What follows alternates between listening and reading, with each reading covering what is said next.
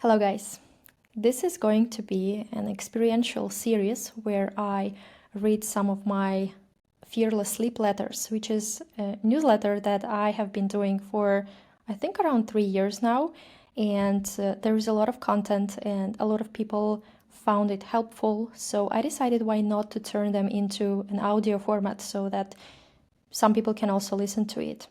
And if you find these letters helpful, you can sign up for this newsletter. It's completely free and it can actually be helpful. This is the place where I talk more in depth about insomnia recovery nuances, and a lot of things that haven't been said on this channel are going to be said in that newsletter. So with that said, let's begin.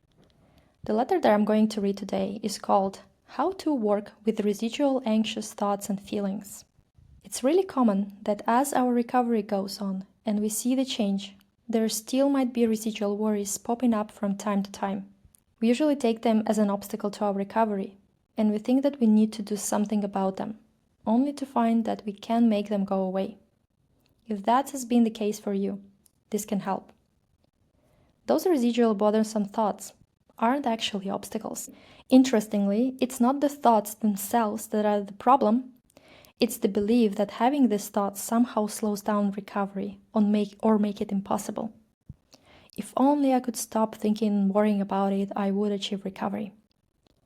This perception can make things tricky. Recovery, however, happens alongside those remaining experiences of fear, doubt, and worry. So they aren't obstacles. They are temporary companions to this journey. There are two analogies that I think might help us change that perspective and unlock the rest of our journey if we feel like we are stuck with residual fears. I hope you will find some of it useful.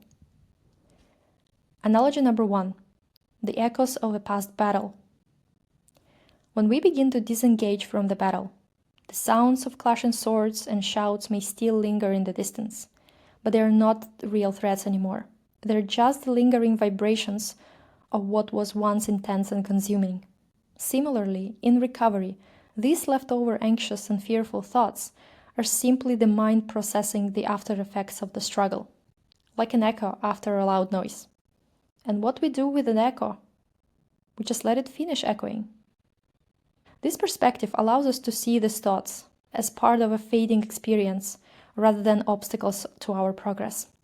By viewing them this way, we stop adding layers of fear or urgency to them. It's just the brain finishing its processing, and we allow this process to unfold organically.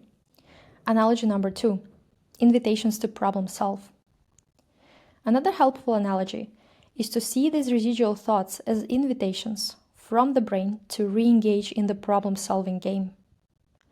Our minds are incredibly smart machines. And if problem solving has been a big part of our response to anxiety and wakefulness, the brain may continue to offer us chances to dive back in, even when we've already made progress. Hey, we haven't thought about this for a while. Maybe you need to do something to prevent anxiety and wakefulness tonight. What about... and then insert whatever the brain tells us.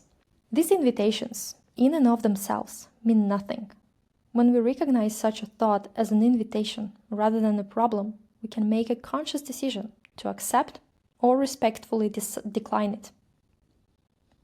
Of course, there will be moments when we unconsciously accept the invitation and find ourselves lost in rumination for some time. This too is normal. When we become aware of it, that's our cue to decide once again. We can choose to either keep accepting the invitation or to let it hang around unanswered. Declining the invitation doesn't mean making it disappear. It's okay if our brains keep extending an invitation. We can let our brains do their brain thing while we engage in things that we find meaningful to us. I hope you found this letter helpful. If so, consider subscribing to this newsletter and sharing it with someone who might benefit from it. I would really appreciate it. Have a nice day.